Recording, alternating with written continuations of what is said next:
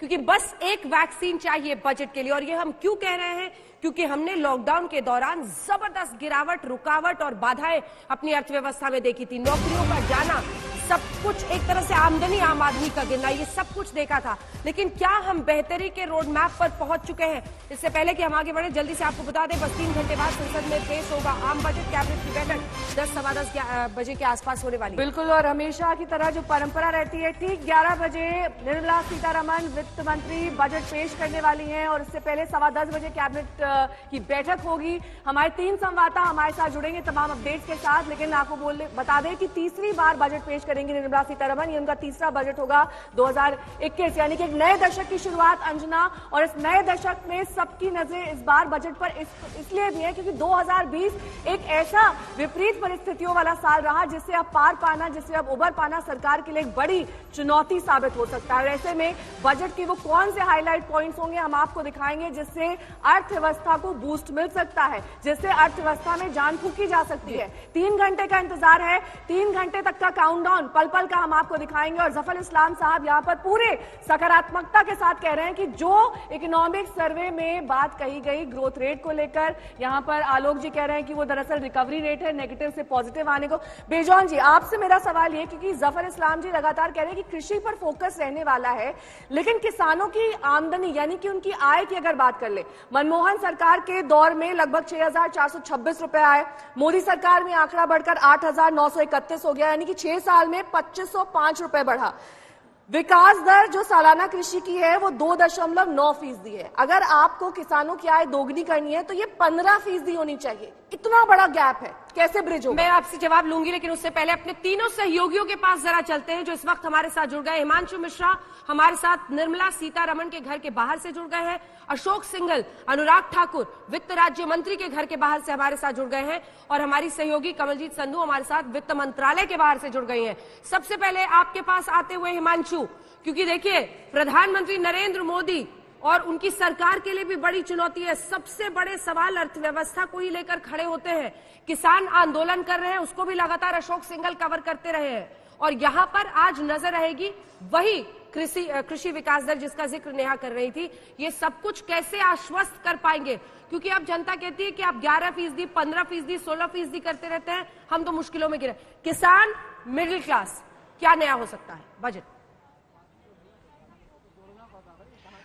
देखिए, बिल्कुल अंजना, सब चाहते हैं कि आंकड़ों के मकड़जाल से निकलकर जो है विकास, आर्थिक विकास दर जो है वो लोगों को दिखे और उसका एहसास हो। और इसीलिए आप देखिए कि जब पूरा आर्थिक संकट छा गया था उस वक्त जो है निर्मला सीतारमण ने तीनों किसान संबंधित कानूनों को लेकर कहा था कि अध्यादेश लाएंगे और इससे कृषि सेक्टर के अंदर रिफॉर्म आ जाएंगे।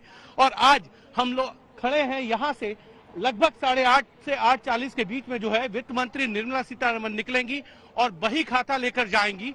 यानी कि उन्होंने जब 2019 में पहला बजट पेश किया था, उन्होंने कहा था कि वो बजट नहीं बही खाता दे रही हैं, हिसाब किताब होगा इसके अंदर। और 9 बजे के करीब वो जो है वहां से अपने वित्त मंत्रालय से निकल के राष्ट्रपति के पास बजट की अप्रूवल लेंगी और उसके बाद संसद भवन जाएंगी, जहां कैबिनेट के अंदर जो है वो मंजूरी मिलेगी और फिर सीधा बजट पेश होगा। लेकिन सबसे बड़ी बात यह है, क्या मध्यम क्लास को इस बार कुछ राहत मिलेगी? पिछली बार यह हुआ था कि 5 लाख से जिनकी इनकम कम है उनको टैक्स नहीं देना पड़ेगा। ये एक बड़ा जो है वो लोगों को राहत दी गई थी। लेकिन इस बार सबकी उम्मीदें हैं कि आर्थिक विकास दर कैसे बढ़े, इसको लेकर फोकस होगा और हर क्षेत्र के अंदर जो है कहीं ना कहीं बजट की छाप देखने को आपको जरूर मिलेगी। और सबसे बड़ी बात मैं आपको बता दूं कि इस सरकार का फोकस जो है, ठीक है, लौटूंगी मैं हिमांशु आपके पास। कमल जी संधू हमारे संवाददाता वित्त मंत्रालय के बाहर से हमारे साथ जुड़ी हुई हैं। कमल जी, तब वो दौर तो चला गया जब बड़े बड़ी पोथियां, बड़े बड़े कागज के साथ हम वित्त मंत्रालय की तस्वीरें देखते थे। अब सब कुछ डिजिटल ऑनलाइन कर दिया गया है। ऐसे में अब से थोड़ी देर बाद जब 11 बजे वित्त मंत्री बजट पेश करेंगी, सबकी निगाहें उन पर तो रहेंगी, लेकिन वो जो फोटो अपॉर्चुनिटी जो हर साल हम ब्रीफकेस के साथ देखते हैं, वो कितने बजे तय वक्त पर?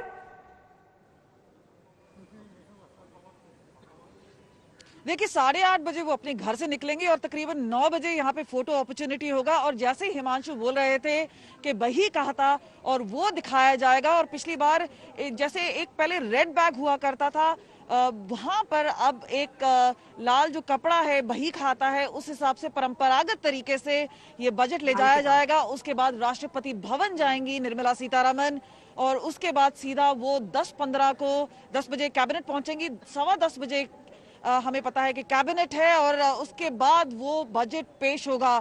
सभी नजरें निर्मला सीतारमन पे है। पिछला 1 साल काफी कठिन रहा है, मुश्किल भरा रहा है, कोविड ईयर माना जाता है, कई लोगों की नौकरियां गई हैं, किसानों के लिए मुश्किल रही है, आत्मनिर्भर की बात हो रही है, तो ये सब चीजों का ध्यान रखा जाएगा।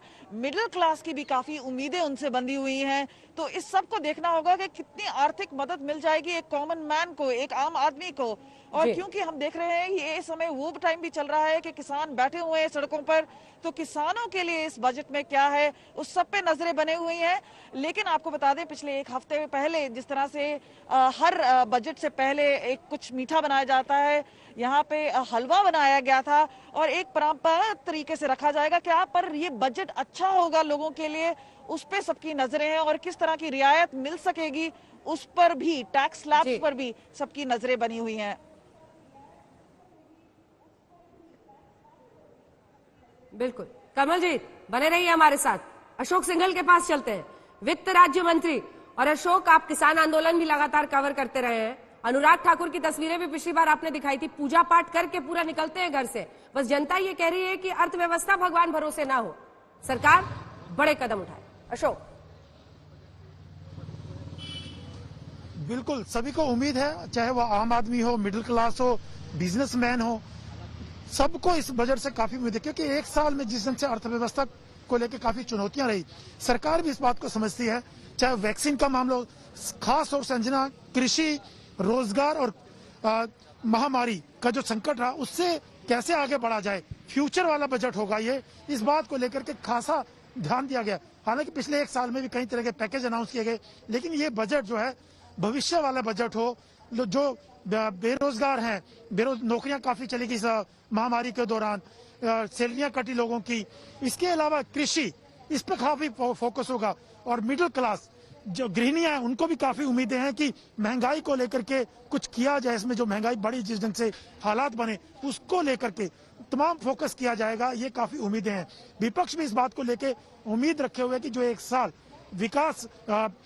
विकास की गति को आगे बढ़ाने वाला बजट होना चाहिए। जो आर्थिक संकट रहा, आर्थिक रूप से जो रुकावट हुई, वो पटरी पे लाने वाला बजट होना चाहिए। तो तमाम वर्गों को इस बजट से काफी उम्मीद है और सरकार की भी चिंता रही है। खासतौर से प्रधानमंत्री भी इस बात को लेकर बार बार कहते रहे हैं कि हम जो 1 साल रहा है उससे आगे बढ़ेंगे, उस संकट से आगे उभरेंगे और आत्मनिर्भर भारत की तरफ काफी जोर दिया गया था। तो इस बजट में स्वास्थ्य, शिक्षा, बेरोजगारी, कृषि और मिडिल क्लास के लिए टैक्स को लेके भी हर बजट में मिडिल क्लास उम्मीद करता रहे कि टैक्स को लेके कुछ राहतें हो, तो इस बजट में भी काफी उम्मीदें की जा रही हैं। सभी जो क्षेत्र हैं उनकी नजरें इस वक्त बजट पर टिकी हुई हैं। अशोक, लौटेंगे आपके पास, हमारे तीनों संवाददाता लगातार तमाम जानकारी के साथ जुड़े हुए हैं। लेकिन आत्मनिर्भर भारत, जिसका जिक्र सबसे पहले प्रधानमंत्री ने मई 2020 के एक भाषण में किया था अंजना, उसी बात को आगे बढ़ाते हुए आज का पूरा जो ये डिस्कशन हम कर रहे हैं कि आत्मनिर्भर भारत तक कैसे हम पहुंच पाएंगे, कैसे हम आपको ये सुनिश्चित करा पाएंगे कि हमारा जो उत्पादन है, साथ ही जो हमारी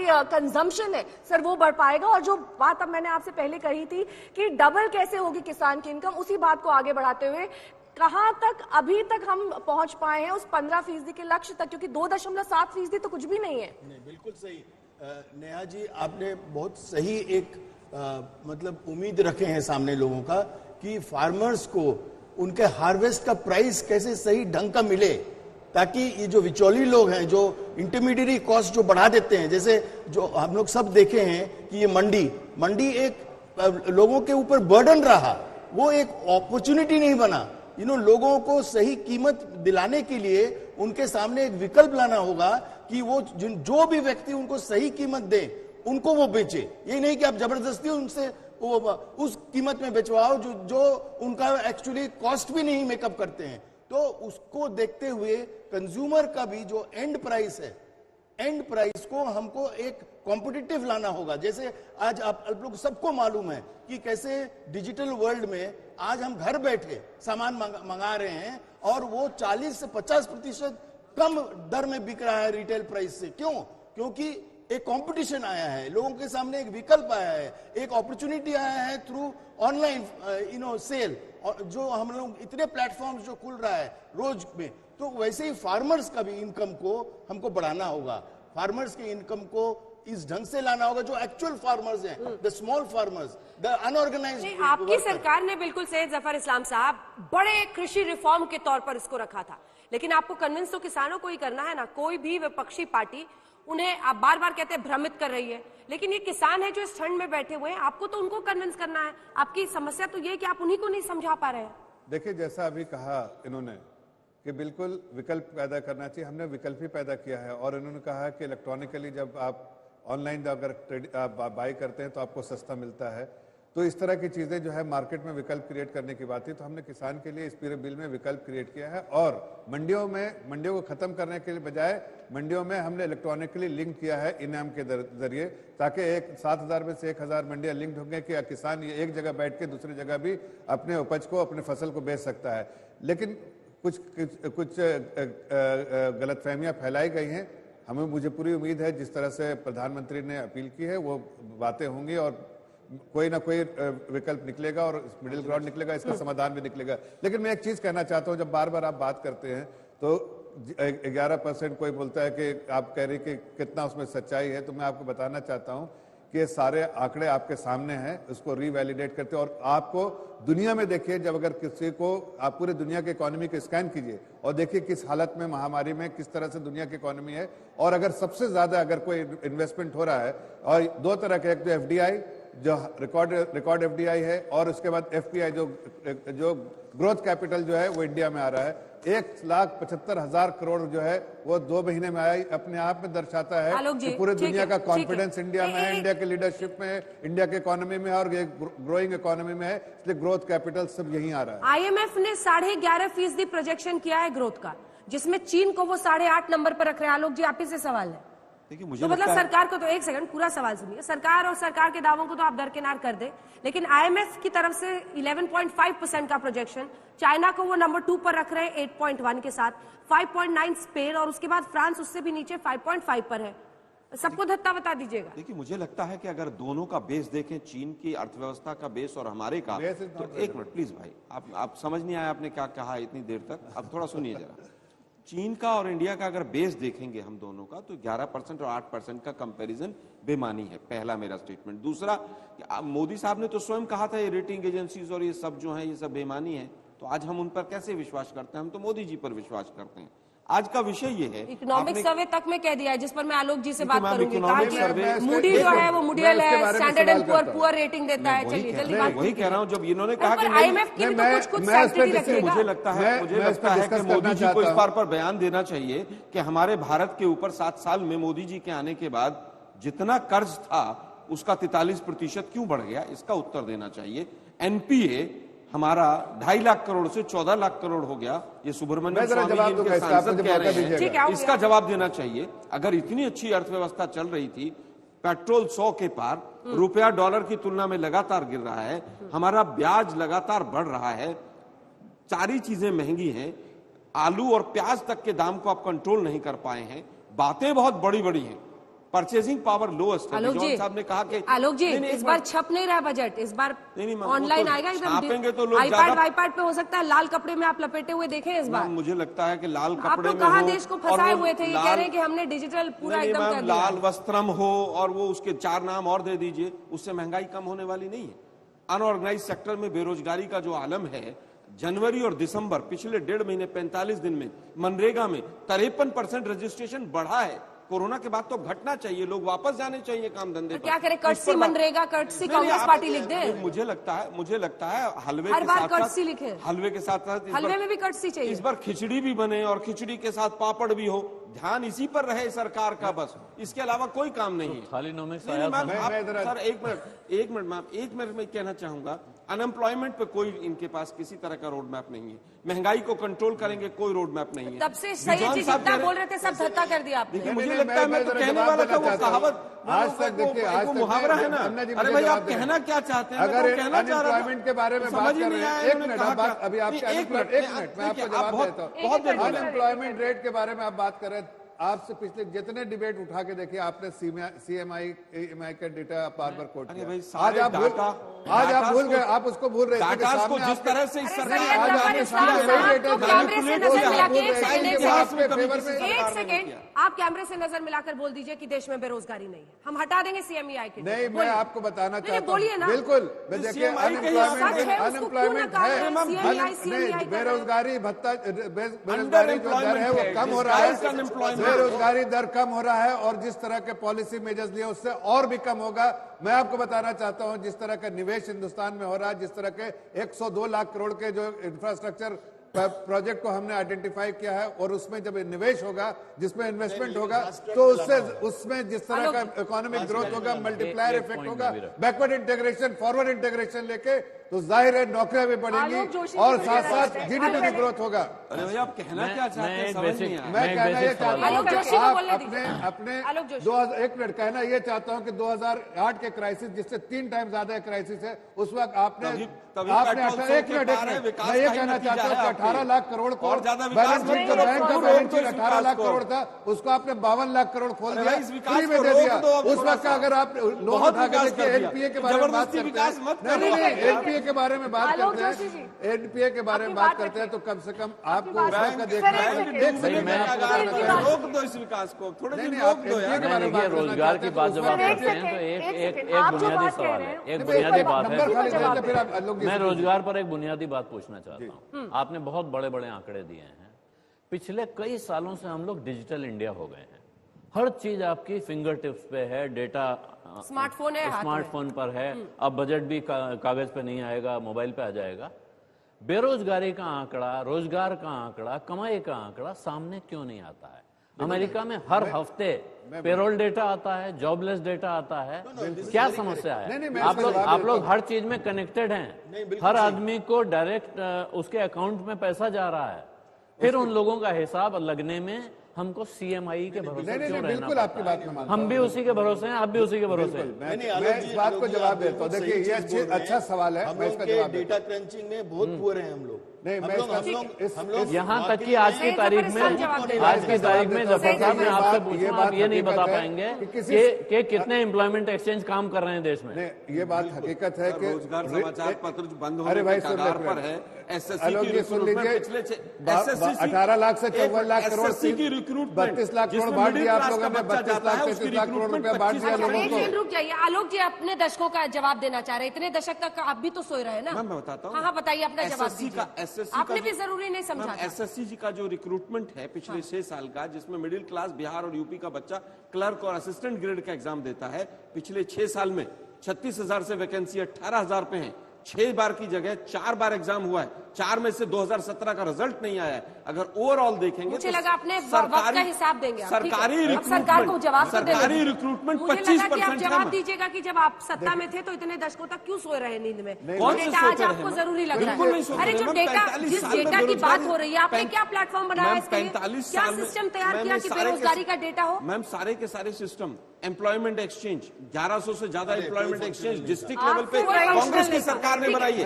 एक एम्प्लॉयमेंट एक्सचेंज अगर मोदी सरकार ने खोली हो तो उसका नाम बताइए आप। आप बस यही रोना रोते रहते हैं कि सीएमईआई का डेटा मत, आप इम्पोर्टेंट नहीं है, क्रेडिबल नहीं है, लेकिन आपने कौन सी व्यवस्था की? मैं एक बात को, जिस सवाल अच्छा है मैं इसका जवाब एक एम्प्लॉयमेंट एक्सचेंज का नाम बताइए जो मोदी सरकार ने खोली हो। सुन लीजिए आप, एक जिले में अगर एम्प्लॉयमेंट एक्सचेंज खोली हो और एम्प्लॉयमेंट एक्सचेंज बंद हुई है उनके नाम मैं बताना चाहता हूँ कि ये सवाल अच्छा है। बिल्कुल रियल टाइम बेसिस पे पेरोल जो डेटा आता है दुनिया के दूसरे कंट्री में, वैसा हिंदुस्तान में भी आना चाहिए, और उस दिशा में हमारी सरकार ने इनिशिएटिव भी लिए हैं। हमने सारे जो फॉर्मल सेक्टर में जो नौकरियां हो रही उसके डेटा हमारे पास है, इनफॉर्मल सेक्टर में उसकी दिशा में भी काम हो रही है। और मैं कहना चाहता हूँ आप, अरे एक मिनट सुन लीजिए, अरे यार कुछ तो किया नहीं और डफली बजाने पहुंच गए, कुछ आपने किया नहीं, डफली बजाने के लिए मत आओ इधर। आपने क्या किया है? आपने क्या किया बताइए?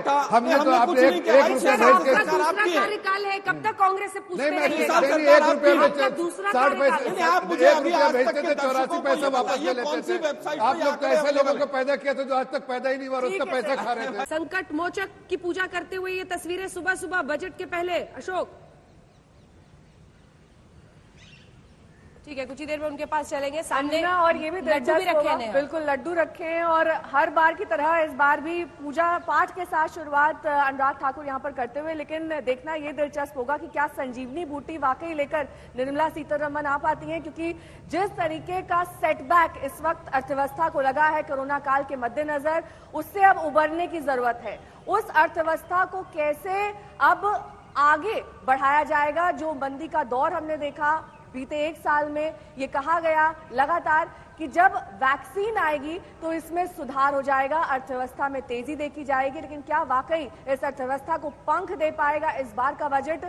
ये अब से कुछ ही देर बाद हम सभी जान पाएंगे और इसी पर चर्चा करने के लिए हमारा विशेष पैनल लगातार हमारे साथ जुड़ा हुआ है। बजट से पहले ये तस्वीरें सीधे लाइव वित्त राज्य मंत्री अनुराग ठाकुर के घर से आप देख रहे हैं, जहां पर पूजा पाठ किया गया और यहां पर आरती करते हुए बजरंग बली की। क्या बजरंग बली ही बेड़ा पार लगाएंगे अंजना, या फिर बजट के जरिए इस बार संजीवनी बूटी मिलेगी?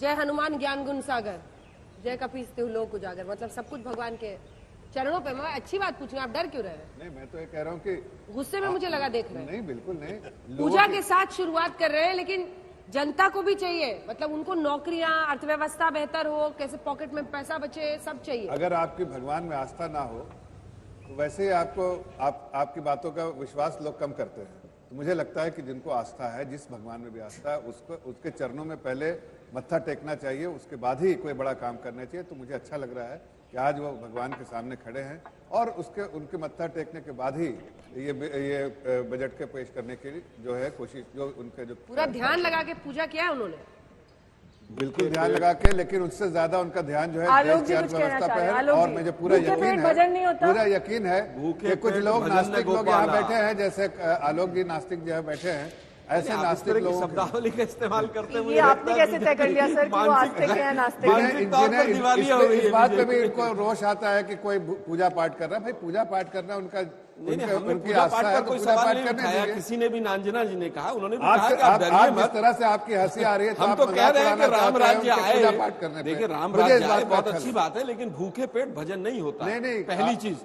दूसरी चीज, सोमवार के दिन एक प्रतिक्रिया कांग्रेस पार्टी की तरफ से आ रही है, हम आपको बता दें। केंद्रीय मंत्री भी रह चुके मनीष तिवारी ने कहा है कि ये 1991 के बाद सबसे महत्वपूर्ण बजट है। उम्मीद है वित्त मंत्री गंभीरता से समझेंगी पूरी गंभीरता जो इस बजट की है। 1991 के उस आर्थिक, आप कह सकते हैं, सबसे बड़े संकट की तुलना उन्होंने 2020 से की है और कहा है कि उसी तरह की परिस्थितियों के बीच इस बार का बजट है, सबकी नजर रहेगी और वित्त मंत्री इसकी गंभीरता समझेंगी। लेकिन इसी में आप आलोक जी और आपके पूर्व मंत्री जी भी ये स्वीकार रहे हैं कि अभूतपूर्व परिस्थितियां थी।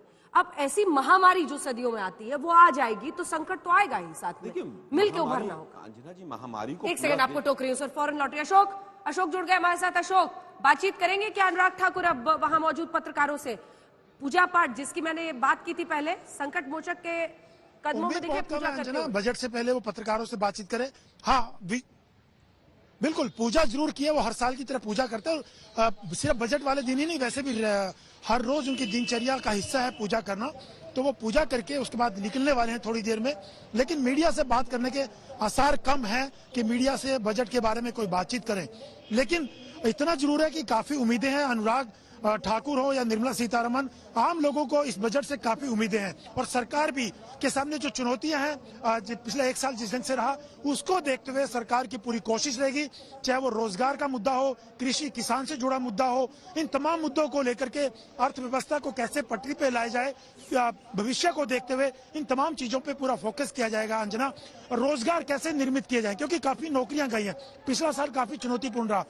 स्वास्थ्य को लेकर काफी फोकस रहने वाला है, जो महामारी रही, कुछ हॉस्पिटल्स की घोषणा की जा सकती है। ये तमाम चीजों पर इस सरकार की इस बजट में प्रायोरिटीज दिखाई देंगी कि उनको लेकर के काफी ध्यान दिया जाएगा। मिडिल क्लास को लेकर भी काफी ध्यान दिया जाएगा अंजना। और अनुराग ठाकुर यहां से निकलने की बस तैयारी ही कर रहे हैं और कुछ ही मिनटों में अनुराग ठाकुर यहां से निकल करके वित्त मंत्रालय नॉर्थ ब्लॉक जाएंगे। उसके बाद वो राष्ट्रपति के पास जाएंगे निर्मला सीतारमण के साथ और उसके बाद पार्लियामेंट आएंगे। लेकिन खास तौर से बहुत लोगों की उम्मीदें हैं, आकांक्षाएं हैं, आशाएं हैं इस बजट को लेकर के। लेकिन अनुराग ठाकुर जैसे यहां से निकलेंगे अंजना, हम कोशिश करेंगे उनसे बात करने की। हालांकि सरकार, आपकी मोदी जी की सरकार कैसा बजट लेके आती है? मोदी सरकार में माननीय वित्त मंत्री जी का ये बजट जनता की उम्मीदों के अनुसार होगा। सबका साथ, सबका विकास, सबका विश्वास मूल मंत्र के साथ चलने वाली मोदी सरकार ने पिछली महामारी के समय भी आत्मनिर्भर पैकेज देकर भारत को एक नई दिशा दी, महामारी से बचाया भी और भारतीय अर्थव्यवस्था को तेजी के साथ पटरी पर भी लाए और मजबूती प्रदान कर रहे हैं। पूर्ण विश्वास है इस बजट में भी हम जनता की उम्मीदों पर खरा उतरेंगे और आत्मनिर्भर भारत बनाने के लिए और विश्व की अग्रणी इकोनॉमीज में एक भारत लगातार आगे बढ़े, इस दिशा में हमारा लगातार प्रयास रहेगा।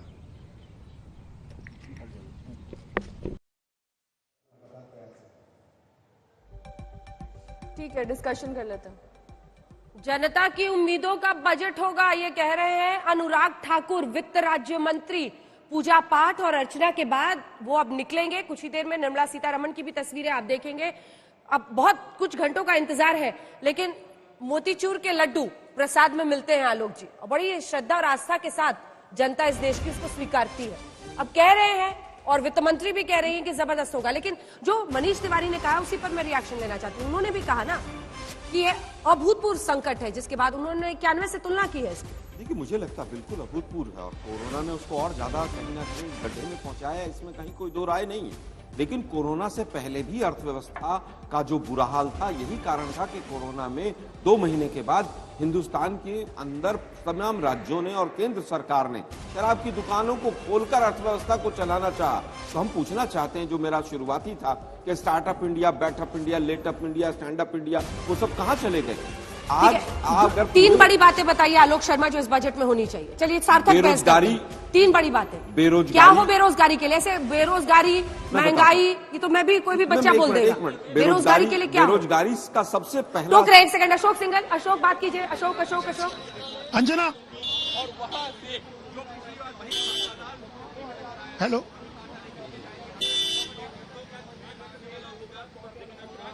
बोलिए अशोक, बोलिए।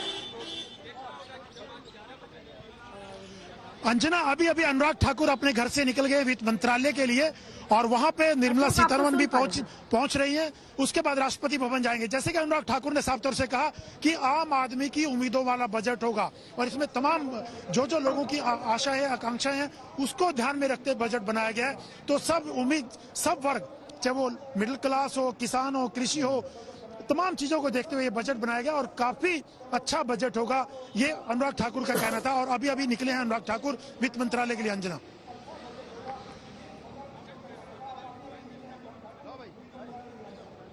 बिल्कुल, और आपने तस्वीरें देखी। हालांकि उन्होंने एक जनरल सबको बातें कह दी हैं, लेकिन जनता की उम्मीदों का बजट होगा। जल्दी सैयद जफर इस्लाम साहब हाथ उठा रहे हैं, क्या हो गया सर? बिल्कुल, जनता का जो विश्वास है हमारी सरकार में, हम उस पर खरे उतरेंगे। लेकिन एक बात और कहना चाहता हूँ। 3 सुझाव दे रहे थे आलोक जी, वो तो सुन लीजिए ना पहले, उसके बाद जवाब दीजिए। उससे पहले 10 सेकंड सुझाव दे रहे हैं। 10 सेकंड में बोल देता हूँ कि सिर्फ ये कहना चाहता हूँ जो कि मनीष तिवारी जी ने कहा, उनके सूझबूझ को मैं उसको कॉम्प्लीमेंट देता हूँ, इसलिए कि सबको अगर इतिहास किसी ने पढ़ा होगा तो देखिए, हर ऐसे बड़े महामारी के बाद या कोई ऐसी परेशानियों के बाद जो है एक बहुत अच्छा जो है इकोनॉमिक जो है ग्रोथ होता है। आप अगर देखिए और कुछ बड़े डिसीजन ले सकते हैं, तो जैसे अगर आप 91 का जिक्र किया तो 91 के बाद लिबरलाइजेशन हुआ, 2008 के बाद भी कुछ हुआ, और अब देखिए जो इस महामारी के बाद हमने आत्मनिर्भर सेल्फ रिलायंट इंडिया कम से कम आपने 91 में क्रेडिट तो दिया कि उस समय लिबरलाइजेशन का दौर था, उसके बाद हमने एक नया दौर, एक नया वक्त देखा। बहरहाल हमारे संवाददाता हिमांशु इस वक्त तमाम जानकारी के साथ जुड़ गए हैं वित्त मंत्री निर्मला सीतारमण के घर के बाहर से। हिमांशु, वित्त मंत्री किसी भी वक्त निकल सकती है?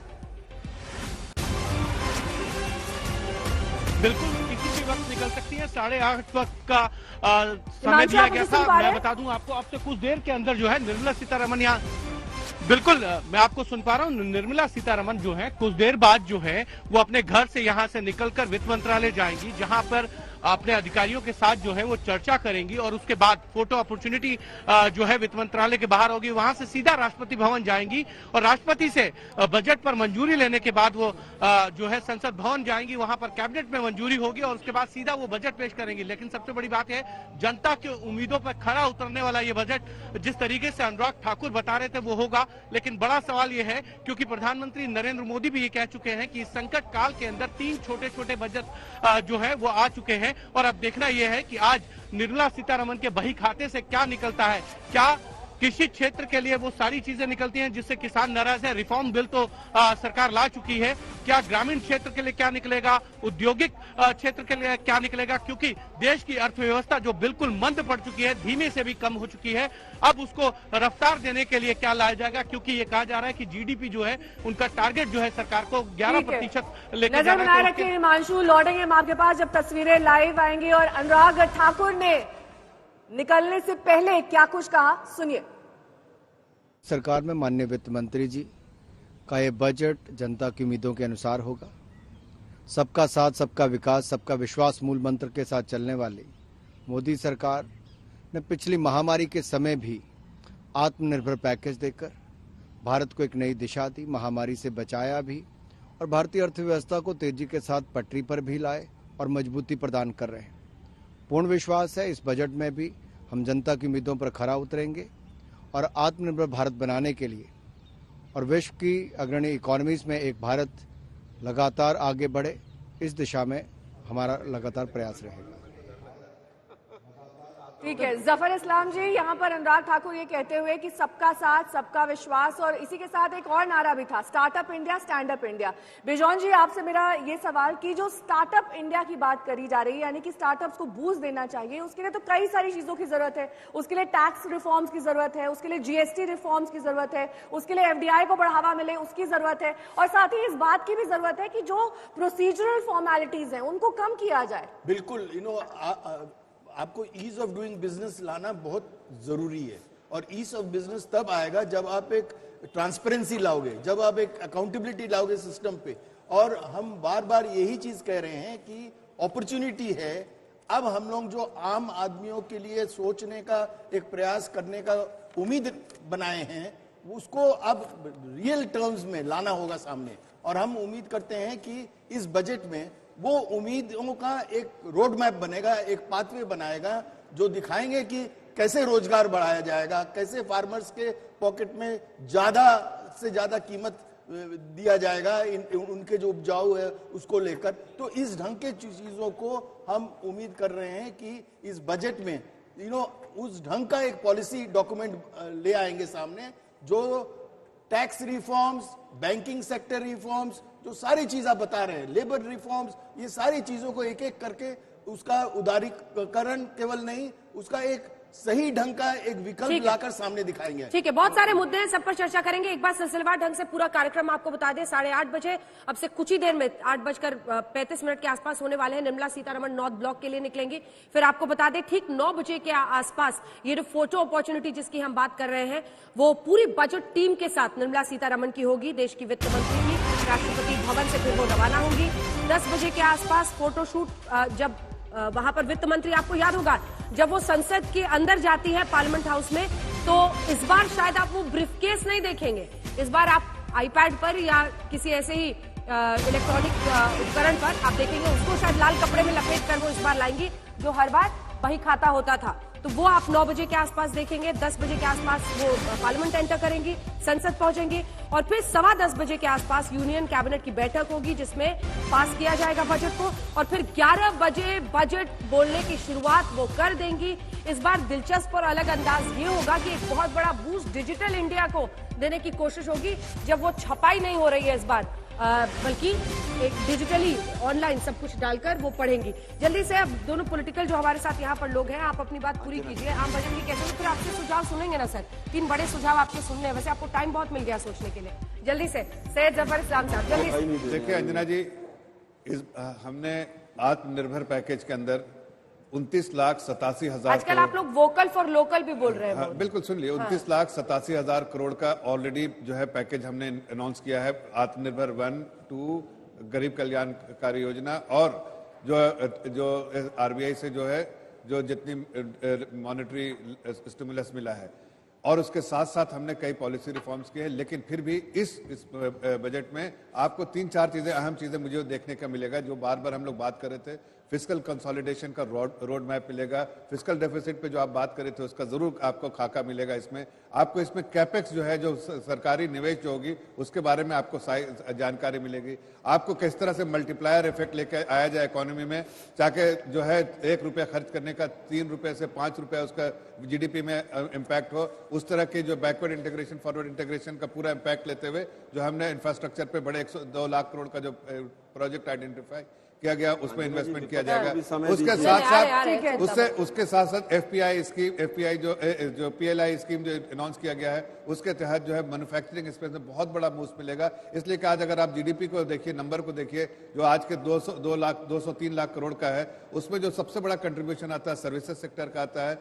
हमारे यहाँ एग्रीकल्चर जो है वो 16-17% कंट्रीब्यूट करता है, मैन्युफैक्चरिंग भी उसी के आसपास। सारे डेटा सुना दीजिएगा क्या आज? लेकिन इस बार सारे डेटा एक मिनट सिर्फ इतना कह रहे हैं। अरे सर, डिसइन्वेस्टमेंट, एक सेकंड यार, डिसइन्वेस्टमेंट 2 लाख करोड़ का आपका टारगेट था, 20,000 करोड़ हुआ। Bharat petroleum corporation, air India का सबका भी लटका हुआ है, देखिए अभी तक प्रोसेस नहीं खत्म हो पाया। मैं इसके बारे में देखिए तो एक मिनट जवाब देता हूं। आप बोलते बहुत है, लेकिन क्या क्या अनाउंस करने में और फिर उसको कंप्लायंस करने में दिक्कत आती है, बताइए ना। फिर देश मैं जवाब देता हूँ। डिसइन्वेस्टमेंट की बात है, आपने सही कहा। 2,10,000 करोड़ का हमारा जो बजट में अनाउंस और किया आपने किया 20,000 करोड़। 1 मिनट 2.1 लाख करोड़ अनाउंस किया था। सुन लीजिए, जो हमारे बजट अनाउंस करने के बाद ही कोविड महामारी का जो है दौर शुरू हो गया। लेकिन उस पूरे कोविड महामारी में हमने जो है रोड मैप उसका होमवर्क किया। आलोक जी की बाजार इस बीच डबल हो गया ना, बाकी सेक्टर्स में हो रहा है। आप अपनी जो सुस्ती है उसके लिए आप बिल्कुल नहीं। देखिए जो ग्लोबल, आप LIC का IPO की पूरी तैयारी हो गई, आप उसका ब्रेकअप लीजिए ना। LIC IPO का 1.25 लाख करोड़ का आना था। सवाल पूछने दीजिए ना। LIC IPO का 2,10,00,000 करोड़ में 1.25 लाख करोड़ जो है LIC IPO का आना था। LIC IPO के लिए तैयार है। सीतारमण निकल रही है। हिमांशु दिखाइए। देखिए बिल्कुल अंजना, मैं बताऊं कि निर्मला सीतारमण जो है अपने घर से निकलकर अब जो है वो वित्त मंत्रालय के लिए जा चुकी हैं।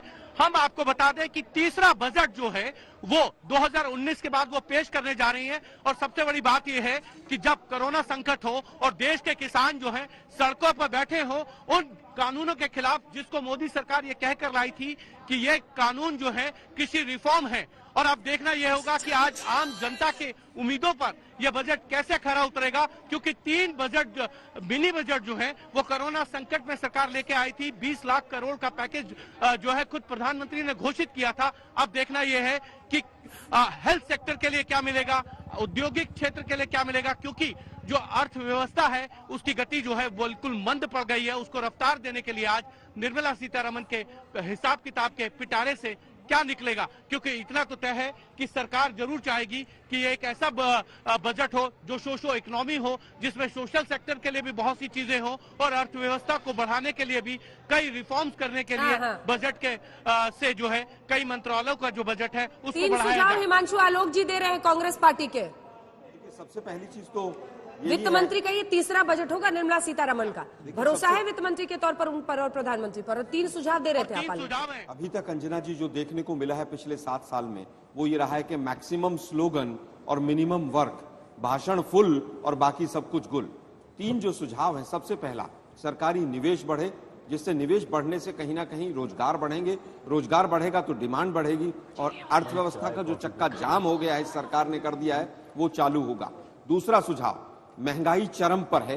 जो 19 लाख करोड़ रुपया एक्साइज ड्यूटी से पेट्रोल और डीजल पर सरकार ने कमाया है उसको वापस छोड़िए, जनता की जेब में डालिए, ताकि जनता का परचेजिंग पावर बढ़े और अर्थव्यवस्था का चक्का चालू हो। मिडिल क्लास जिसके बलबूते पर यह सरकार आई थी, मिडिल क्लास का इनकम टैक्स का जो स्लैब है 7 साल से 2.5 लाख पर अटका हुआ है। मुझे वो अरुण जेटली जी का विपक्ष का भाषण याद है कि 5 लाख होना चाहिए। ये उन्होंने 9 साल पहले केंद्र सरकार जब हमारी थी तब हमें कहा था कि ये 5 लाख होना चाहिए।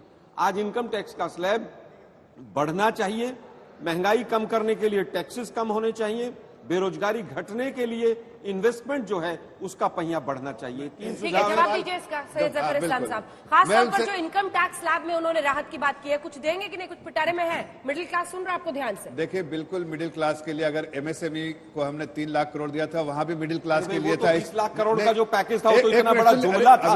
आप लोन को भी अगर पैकेज कहते हैं कि बैंक से लोन जो, अरे भाई सुन तो लीजिए, पहले पूरी बात सुन लीजिए ना। पैकेज है, दुर्भाग्य है भाई सरकार। अरे भाई सुन लीजिए, आप लोगों को अर्थव्यवस्था की कोई समझ है कि नहीं है? आपको जितनी समझ उससे ज्यादा समझ है, वरना हमने 18 लाख करोड़ से 14 लाख करोड़ नहीं कर देते, फ्री का लोन नहीं बांटते। क्या लोन का भी पैकेज होता है? क्या लोन पैकेज होता है? मैं अगर बैंक से लोन लूंगा वो सरकार का पैकेज है क्या? अच्छा, तो आपको घर में जो पैसा भी थोड़ी सी लज्जा नहीं आती है? दे ना दे, लेकिन बैंकों की जो हालत है उस पर तो चिंता करेंगे ना, क्योंकि इकोनॉमिक सर्वे में भी रिफ्लेक्ट हुआ है। देखिए, लेंडिंग बैंक ज्यादा करे। कई आप कहते हैं एमएसएमई सब जो मझौले और छोटे उद्योग है उसमें आप कह रहे हैं कि आप जान फूकने की कोशिश कर रहे हैं। बैंक्स में लेंडिंग को लेकर हाथ खींच लिया है, सरकार चाहती है लेंडिंग हो। बैंक एडमिनिस्ट्रेशन दुरुस्त करने के लिए क्या करेंगे आप? एनपीए लगातार बढ़ रहा है, बैंकों को मर्जर करना पड़ रहा है। सुनिए एक मिनट, जवाब भी आप ही दीजिएगा, सवाल भी जवाब। देखिए 3-4 बातें कहूंगा और अगर इंटरप्ट ना करें तो मैं हकीकत बताऊंगा। पहली बात कि हमने बहुत सारा लोगों का डिमांड है मार्केट में भी कि जो गवर्नमेंट सिक्योरिटीज जो है, जो बैंक जो गवर्नमेंट सिक्योरिटीज में इन्वेस्ट करता है, स्टैट्यूटरीली जो उनको करना उससे ज्यादा करते हैं, इसलिए कि जाहिर इनकम बनती है उसमें, तो उसको फ्री कर दिया जाए। इसलिए इंडियन गवर्नमेंट बॉन्ड को कहीं ना कहीं ग्लोबल इंडेक्स में। ये बड़ी बड़ी बातें मत समझाइए ना, मैं सिंपल भाषा में पूछ रही हूँ, प्लीज दे। देखिए, हमारे दर्शकों को भी समझना है, लोन लेना मुश्किल हो गया, आप समझ रहे हैं? मिलेगा लोन आसानी से लेना, मझौले इंडस्ट्रीज के लिए, एमएसएमई के लिए मुश्किल हो गया। आसान आपके सरल भाषा में बताता हूँ रंजना जी, आसानी से लोन आलोक जी भी एक सवाल पूछ रहे हैं, कौन लेगा लोन? लेगा कौन?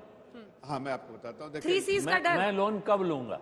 जब मुझे भरोसा होगा कि मैं आगे कुछ इस लोन से कारोबार करूंगा, कमाऊंगा, इसको चुका दूंगा, या मेरी नौकरी बनी रहेगी, या मैं जो घर खरीद रहा हूँ उस घर में रह पाऊंगा। बिल्कुल सही सवाल किया। हम आपको बता रहे हैं, दोनों का सवाल सुन लीजिए फिर बोलिएगा बिजॉन जी। हम ये लोन को लेकर दोनों का जवाब दीजिएगा। आम आदमी लोन तब लेना चाहते हैं जब उनको जरूरत पड़ता है, जब आप समझेंगे। बिल्कुल सही। हमको जब बैंक जाकर हमको लोन नहीं मिल रहा है तो हम एक प्राइवेट सेक्टर से ले रहे हैं जो हमको चीट करके भाग जा रहे हैं। उसका कोई तस्वीरें आ रही हैं इस वक्त। हम देख पा रहे हैं वित्त मंत्री निर्मला सीतारमण लाल साड़ी और साथ ही पहुंच गई हैं इस वक्त वित्त मंत्रालय, जहां से हम आपको ये तस्वीरें दिखा रहे हैं लाइव और मास्क के साथ, क्योंकि कोरोना का दौर चल रहा है। ऐसे में सभी तस्वीरें इस वक्त जो टॉप ऑफिशियल्स होते हैं वो मास्क के साथ दिखाई देते हैं। वित्त मंत्री भी इस वक्त मास्क के साथ, और सफेद रंग की इस गाड़ी में अब से कुछ ही देर पहले क्रीम और व्हाइट लाल रंग की ये साड़ी, इसमें वित्त मंत्री उतरी और वित्त मंत्रालय की ओर प्रस्थान किया। वही खाते से क्या देश को मिलेगी रफ्तार, ये सबका सवाल बना हुआ है। क्या अर्थव्यवस्था में जान फूंक पाएंगी? लेकिन हर साल से थोड़ी अलग ये तस्वीर है अंजना, क्योंकि जैसा आप भी कह रही थी, डिजिटल हो गया है इस बार का बजट, पेपरलेस जिसे कहा जा सकता है। कोई भी तरीके का हाथ में फाइल नहीं, ब्रीफकेस नहीं, शायद आईपैड और लैपटॉप का ये वो दौर जिसमें अब बजट समा चुका है। बिल्कुल, तो तस्वीरें देखिए, पिछले दिनों अगर आप देखें तो पिछले 1 साल में 3 मंत्रालय ऐसे थे और 3 मंत्री जिन पर जबरदस्त फोकस रहा। कोविड के दौरान डॉक्टर हर्षवर्धन स्वास्थ्य मंत्री, उसके बाद ये कृषि का जो क्राइसिस पूरा हुआ कृषि कानूनों का, तो नरेंद्र तोमर जी कृषि मंत्री, और अब आज के दिन इन परिस्थितियों में निर्मला सीतारमण देश की वित्त मंत्री। कमलजीत संधू वहां से आप मौजूद है, पहुंच चुकी है वित्त मंत्री।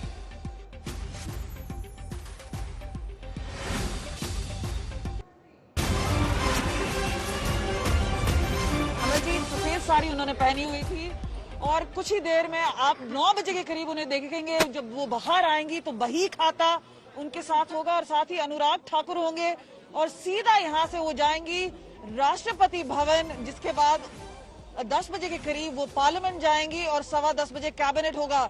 लेकिन आज सारी उम्मीदें वित्त मंत्री पर हैं कि किस तरह का बजट होगा। पिछला 1 साल काफी कठिन रहा है, बाउंस बैक क्या कर पाएगी इकोनॉमी, क्योंकि उसका जो जोर है वो रहेगा। और साथ ही साथ अगर हम बात करें इंफ्रास्ट्रक्चर पे, स्पेंडिंग पे, अनएम्प्लॉयमेंट जिस तरह से बढ़ी है उस सब को एड्रेस करेंगी।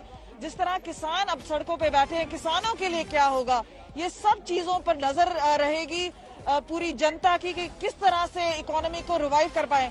आपको बताएं जो जीडीपी के फिगर्स हैं जनवरी के ही 1.20 लाख ठीक है, करोड़ की बात हो रही है।